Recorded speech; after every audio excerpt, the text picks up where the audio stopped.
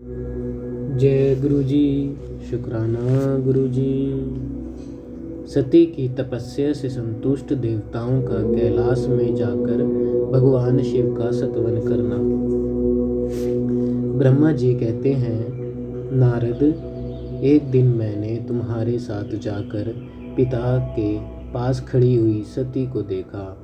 वह तीनों लोकों की सारभूता सुंदरी थी। उसके पिता ने मुझे नमस्कार करके तुम्हारा भी सत्कार किया। यह देख लोक लीला का अनुसरण करने वाली सती ने भक्ति और प्रसन्नता के साथ मुझको और तुमको भी प्रणाम किया। नारद, तदंतर सती की ओर देखते हुए हम और तुम दक्ष के दिए हुए शुभ आसन पर बैठ गए। तत्पश्चात मैंने उस विनयशीला बालिका से कहा, सती, जो केवल तुम्हें ही चाहते हैं और तुम्हारे मन में भी एकमात्र जिनकी ही कामना है, उन्हीं सर्वज्ञ जगदीश्वर महादेव जी को तुम पति रूप में प्राप्त करो। शुभे, जो तुम्हारे सिवा दूसरी किसी स्त्री को पत्नी रूप में ना तो ग्रहण कर सकते हैं, ना करते हैं और ना भविष्य में ही ग्रहण करेंगे, वह ही भगवान शिव तुम्हारे पति हो। वह तुम्हारे ही योग्य है, दूसरे के नहीं। नारद, सती से ऐसा कहकर मैं दक्ष के घर में देर तक ठहरा रहा। फिर उनसे विदा ले और मैं और तुम दोनों अपने अपने स्थान को चले आए। मेरी बात को सुनकर दक्ष को बड़ी प्रसन्नता हुई। उनकी सारी मानसिक चिंता दूर हो गई और उन्होंने अपनी पुत्री को परमेश्वरी समझकर गोद में उठा लिया। इस प्रकार कुमारोचित सुंदर लीला विहारों से सुशोभित होती हुई भक्त वात्सल्य सती, जो स्वेच्छा से मानव रूप धारण करके प्रकट हुई थी, कौमारावस्था पार कर गई। बाल्यावस्था बिताकर किंचित युवा अवस्था में प्राप्त हुई सती अत्यंत तेज एवं शोभा से संपन्न हो संपूर्ण अंगों से मनोहर दिखाई देने लगी। लोकेश दक्ष ने देखा कि सती के शरीर में युवा अवस्था लक्षण प्रकट होने लगे हैं। तब उनके मन में यह चिंता हुई कि मैं महादेव जी के साथ इनका विवाह कैसे करूं। सती स्वयं भी महादेव जी को पाने की प्रतिदिन अभिलाषा रखती थी। अतः पिता के मनोभाव को समझकर वह माता के निकट गई। विशाल बुद्धि वाली सती रूपिणी परमेश्वरी शिवा ने अपनी माता वीरणी से भगवान शंकर की प्रसन्नता के लिए निमित्त तपस्या करने के लिए आज्ञा मांगी। माता की आज्ञा मिल गई। अतः दृढ़ता पूर्वक व्रत का पालन करने वाली सती ने महेश्वर को पति रूप में प्राप्त करने के लिए अपने घर पर ही उनकी आराधना आरंभ की। अश्विन मास में नंदा स्थितियों में उन्होंने भक्ति पूर्वक गुड़, भात और नमक चढ़ाकर भगवान शिव का पूजन किया और उन्हें नमस्कार करके उसी नियम के साथ उस मास को व्यतीत किया।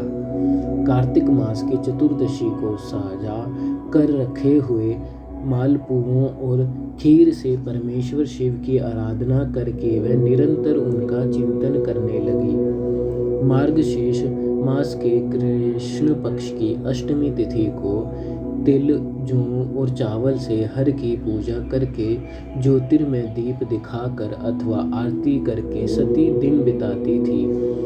पौष मास के शुक्ल पक्ष की सप्तमी को रात भर जागरण करके प्रातः काल खिचड़ी की नैवेद्य लगा वे शिव की पूजा करती थी। माघ की पूर्णिमा को रात में जागरण करके सवेरे नदी में नहाती और गीले वस्त्र से ही तट पर बैठकर भगवान शंकर की पूजा करती थी। फाल्गुन मास के कृष्ण पक्ष की चतुर्दशी तिथि को रात में जागरण करके उस रात्रि के चारों प्रहरों में शिव जी की विशेष पूजा करती और नटों द्वारा नाटक भी करती थी। चैत्र मास के शुक्ल पक्ष की चतुर्दशी को वह दिन रात शिव का स्मरण करती हुई समय बिताती और ढाक के फूलों तथा दवनों से भगवान शिव की पूजा करती थी। वैशाख शुक्ला तृतीय को सती तिल का आहार करके रहती और नए जौ के भात से रुद्रदेव की पूजा करके उस महीने को बिताती थी। ज्येष्ठ की पूर्णिमा को रात में सुंदर वस्त्रों तथा भटकटे के फूलों से शंकर जी की पूजा करके वह निराहार रहकर ही वह मास व्यतीत करती थी। आषाढ़ के शुक्ल पक्ष की चतुर्दशी को काले वस्त्र और भटकटई के फूलों से वे रुद्रदेव का पूजन करती थी। श्रवण मास के शुक्ल पक्ष की अष्टमी एवं चतुर्दशी को वे यज्ञोपवीतों वस्त्रों तथा कुश की पवित्री से शिव की पूजा किया करती थी। भाद्रपद मास के कृष्ण पक्ष की त्रयोदशी तिथि को नाना प्रकार के फूलों और फलों से शिव का पूजन करके सती चतुर्दशी तिथि को केवल जल का आहार किया करती। भांति भांति के फूलों फलों और उस समय उत्पन्न होने वाले अणुओं द्वारा वह शिव की पूजा करती और महीने भर अत्यंत नियमित आहार करके केवल जप में लगी रहती थी। सभी महीनों में सारे दिन सती शिव की आराधना में ही संलग्न रहती थी। अपनी इच्छा से मानव रूप धारण करने वाली वह देवी दृढ़ता पूर्वक उत्तम व्रत का पालन करती थी। इस प्रकार नंदा व्रत को पूर्ण रूप से समाप्त करके भगवान शिव में अनन्य भाव रखने वाली सती एकाग्र चित्त हो बड़े प्रेम से भगवान शिव का ध्यान करने लगी तथा उस ध्यान में ही निश्चल भाव से स्थित हो गई। मुने इसी समय सब देवता और ऋषि भगवान विष्णु और मुझको आगे करके सती की तपस्या देखने के लिए गए। वहाँ आकर देवताओं ने देखा सती मूर्तिमती दूसरी सिद्धि के समान जान पड़ती है। वह भगवान शिव के ध्यान में निमग्न हो उस समय सिद्धावस्था को प्राप्त हो गई थी। समस्त देवताओं ने बड़ी प्रसन्नता के साथ वहाँ दोनों हाथ जोड़कर सती को नमस्कार किया। मुनियों ने भी मस्तक झुकाए तथा श्री हरि आदि के मन में प्रीति उमड़ आई। श्री विष्णु आदि सब देवता और मुनि आश्चर्यचकित हो सती देवी की तपस्या की बुरी बुरी प्रशंसा करने लगे।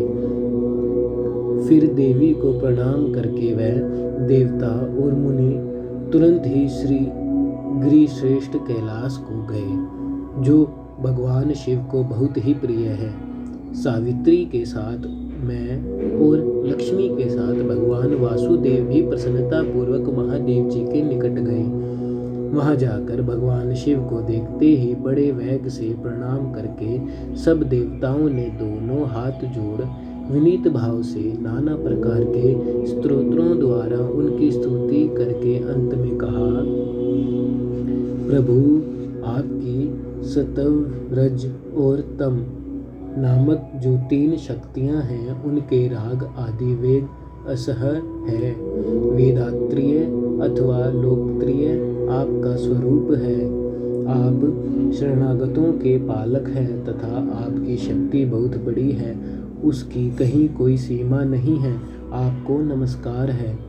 दुर्गापते, जिनकी इंद्रियां दुष्ट है, वश में नहीं हो पाती, उनके लिए आपकी प्राप्ति का कोई मार्ग सुलभ नहीं है। आप सदा भक्तों के उद्धार में तत्पर रहते हैं। आपका तेज छिपा हुआ है, आपको नमस्कार है।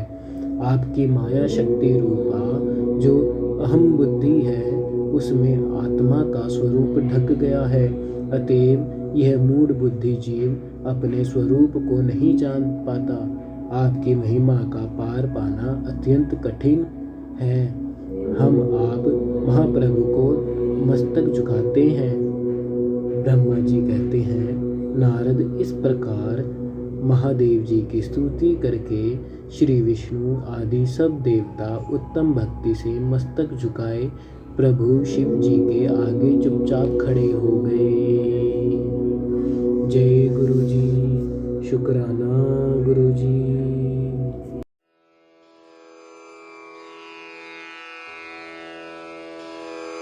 जय गुरु जी की। अब हम मंत्र जाप करेंगे। ओम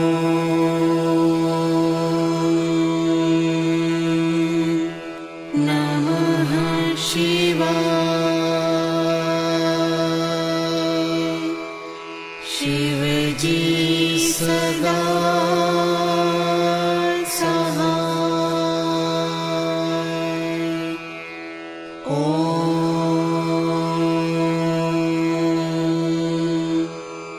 नमः शिवाय। गुरु जी सदा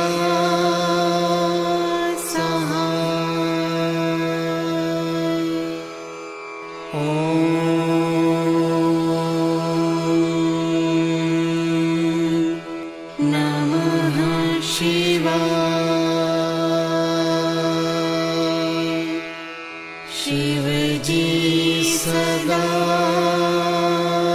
सहाय। ओम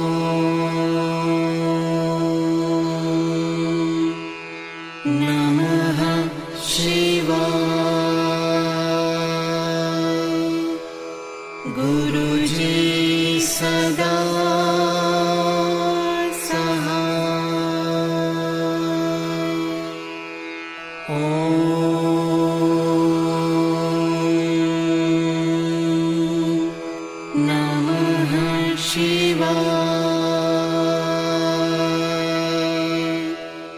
शिव जी सदा सहाय। ओम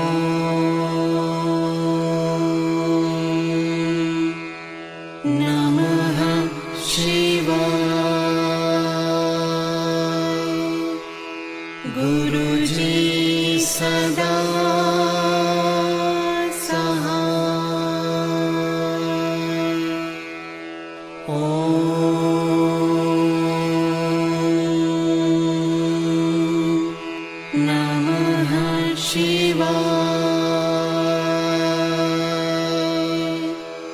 शिव जी सदा सहाय। ओम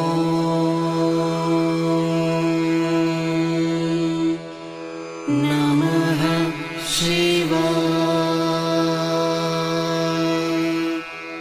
गुरु जी सदा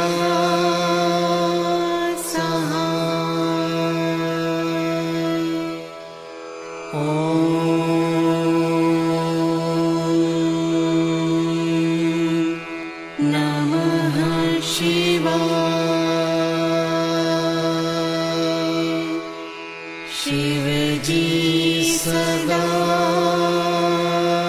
सहाय। ओम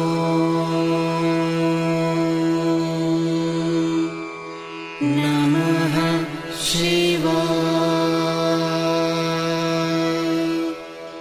गुरु जी सदा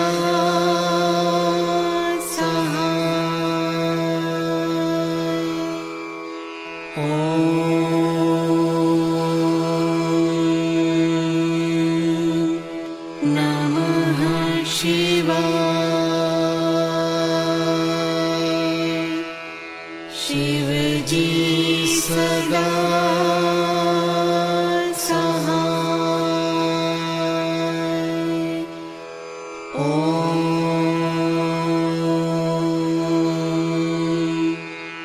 नमः शिवाय। गुरु जी सदा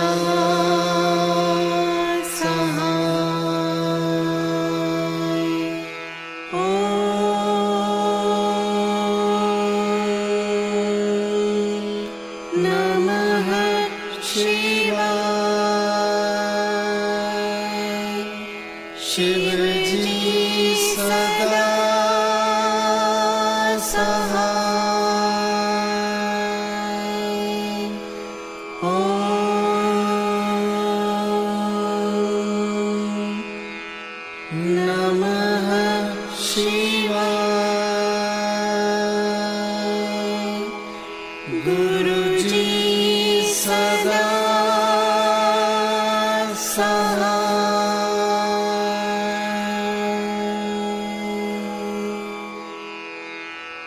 जय गुरु जी की।